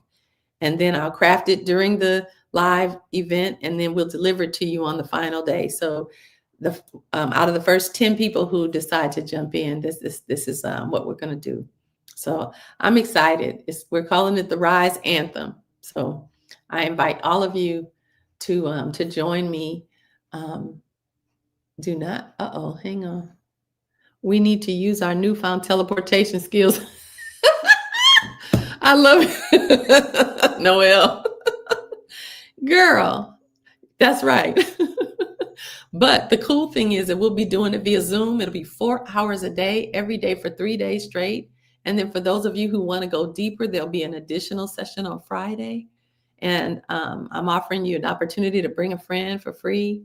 So I invite you guys to take advantage of this. This is going to change the game for all of us. And I think that it's gonna make this journey that much more rich because we get to let go of the stuff. We get to finally face it. For those of us who've never had therapy, this is going to be a bypass of it. And just let me just say this real quick. Therapy and coaching are two different animals. Therapy deals with your past. It goes into the wounds and the patterns and the pathology of your situation. That's not what this is. It's not what this is. Coaching looks at the fruit that was created from that root.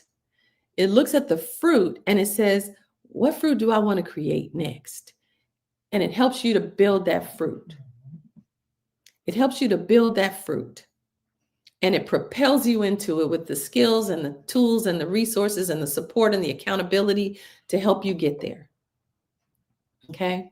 So for those of you, who are on TikTok, send me a link. Send me a DM and ask me for the links, and I will get you the links to everything that I've talked about today. And then for those of you who are on TikTok, on YouTube and Facebook, you guys can hit the link that's going across the screen at the bottom, or you can click here and it's at the very top and it says Ready to Rise. I would love for you guys to click on it, learn more about it, see if it's something that fits for you. This is, again, a once in a lifetime opportunity. I've not offered this before, and I don't know nobody who's doing it. So we get to do this and rise together. So who's rising with me? Say I'm rising in the comments. Let's see. Oh, good. Get off my lawn. Come on into my house. Click on the link. Now, those of you who are on TikTok, I will say this since we're about to head out. I only have 4% left on my phone. If you click on my picture at the top and then go to my profile, the link tree is at the top. It's the very first top link on my link tree, and all the Promote the Truth links are at the bottom, so you guys can go there and get what you need. All right, family. I am excited. Yahuwah has prepared you for this journey with us. Oh, wow. Don't tell the business. Hallelujah. How so many people don't know this. Yeah, that's so true. I'm rising. Yes, Angela, we're rising. That's right. We are rising. We are rising. We are rising. That's right, Garth. You're rising. Bashira, you're rising. Uncle Oleg, you're rising. Daria's rising. That's right, Lisa. So cool. A biopic anthem. That's right. You would love to participate. Good, good, good. Got to update, journal, and pray. That's right. We're gonna do this thing, family. Sorry to those who had to leave. Close encounters. Guard your hearts and let go of all the pain, to forgive and let go. Yeah, but we don't know how to do that. Forgiveness is a process. You don't just walk away and say, okay, I forgive. You want to, you intend to, you mean to. Yeah. But then as soon as they walk in the room, you shut down, or you look in side eye, or you stop talking as loud, or you change your tone, or you get up and get your purse and you leave. That's not forgiveness. That's avoidance. That's what we learn. That's called tucking. You're tucking it in. You're becoming a mother tucker. We're not tucking. Not anymore. You get to stand and you get to feel whatever it is. You get to allow yourself to notice, what am I feeling right now? There's some anger still there. Okay. I haven't forgiven them, have I? They should be able to come in the room and you have peace overtake you, the perfect peace that passes all understanding, and not peace because you're numb. Peace because you're healed, where you genuinely can even have compassion for them while they get the harvest from what they did to you. Right? So You rising, Reginald? You rising, Will Purpose? You rising, Joycelyn? You rising, Miss Maeve Meredith? Yes, let's rise, family. We're rising together. So y'all go to the link. So about tonight, I appreciate you guys for rising with me. I'm rising too. This is a journey I'm with you on this. I'm with you on this. The Father needs me to get it too. You know, I'm still, my heart, I'm going through a divorce, family. I still need to forgive. I wish him well. I pray that every promise that the Father made manifests for him fully. But I still have some stuff. And I'm not going to pretend like I don't. So as we grow, as we go, we heal together. Yeah. Yeah. Yeah. I'm here with you, Evelyn. We get to heal. You're right. And the first thing the Father does, he works through all that he tells us to, right? He tells us to forgive. And if we can't feel, we can't allow ourselves to just, sometimes your heart has to be able to crack open a bit and let some love in. But if you have that lockdown on there and you're not letting, no love can get in and none can get out. We have to be able to say, you know what? And not keep putting it back.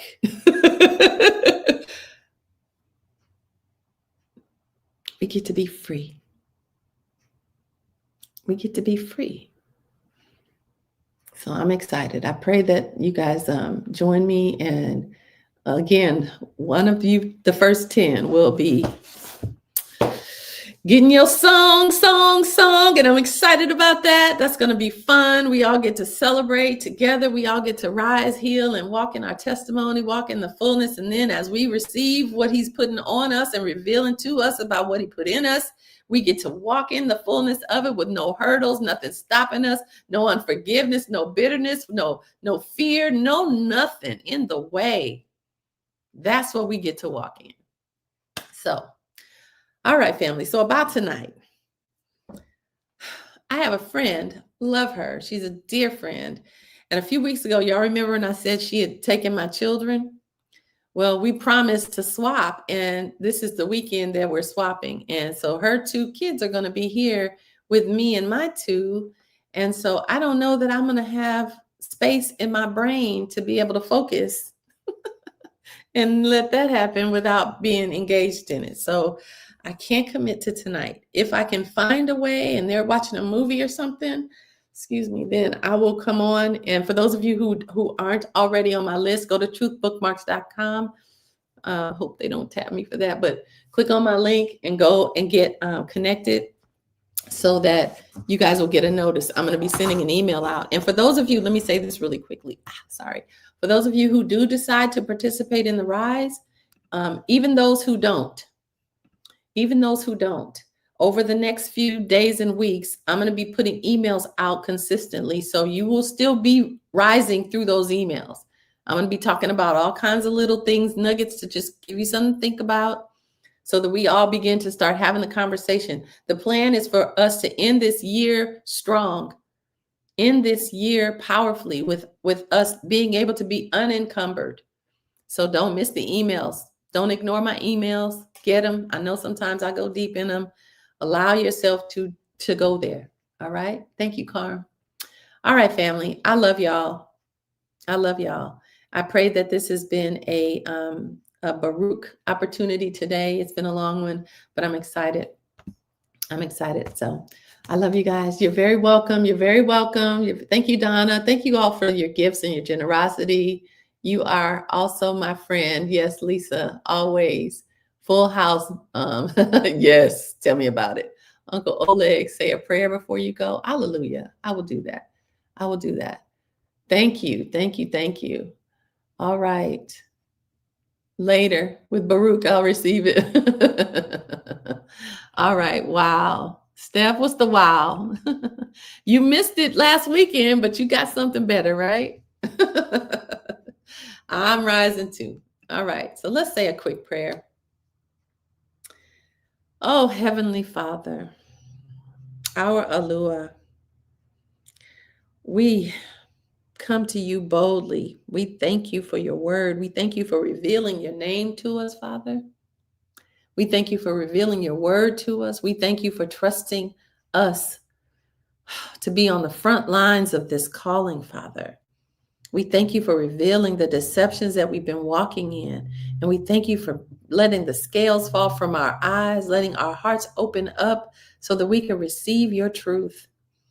We ask that you continue to reveal yourself to us, continue to show us the areas and ways in our lives that we could shift and align more completely with you. We only want to follow you. We only want to hear your voice. We only want to align with your will and your word. And when we don't, Father, we thank you for correcting and aligning us. We thank you for drawing us into this space together so that we can, over your word, walk in truth. We thank you that as we go forward, you are continuing to heal us all. We thank you for the Promote the Truth community, that you will continue to shower them with the wisdom of your word so that they are continuing to pour into us and we all walk in the fullness of your wisdom. Thank you for the Bariyt Hadash. Thank you for the Tanakh. Thank you for the prophets and preachers, not preachers, but thank you for the prophets and teachers and the scribes that wrote down your word accurately, Father, so that we could know your true message, what you intended for us to know from the very beginning. Thank you for helping us to rightly divide your word so that we can study and show ourselves approved. Thank you for helping us rise into the fullness of what that you've called us to operate from, free from unforgiveness, free from condemnation, free from guilt, free from strife, free from anything that the enemy could use as a bridge into our hearts. We bind him now. We command him to be under our feet. We thank you that your word tells us to resist him and he will flee. And so we thank you that we resist the enemy with everything that we have. Let your word, your name be magnified, Father. Our Alua, we thank you for it now. In the mighty name of Yahuwah, we pray. Heal us, Father. Hallelujah. Hallelujah. Hey, Israelite woman says, my Truth Scriptures was just shipped. Yay! To be chosen says, I'm rising. You email me back soon? Okay, good. You're welcome, Joycelyn. You're welcome. All right. I'll see you guys online and I'll see you in the email. And I'm also going to see you in the Baruch Will Purpose. I'll see you in the fire room. All right. I'll be talking to you guys there. Can't wait to get yours. I know it's coming. All right. Love you guys. I'll talk to you soon. Take good care. Have a great weekend. And I'm going to be reading over the weekend. So y'all just keep an eye out. I'll put it in there when I'm going to, but we're going to keep reading over the weekend so we don't miss out. All right. Talk soon. Bye-bye.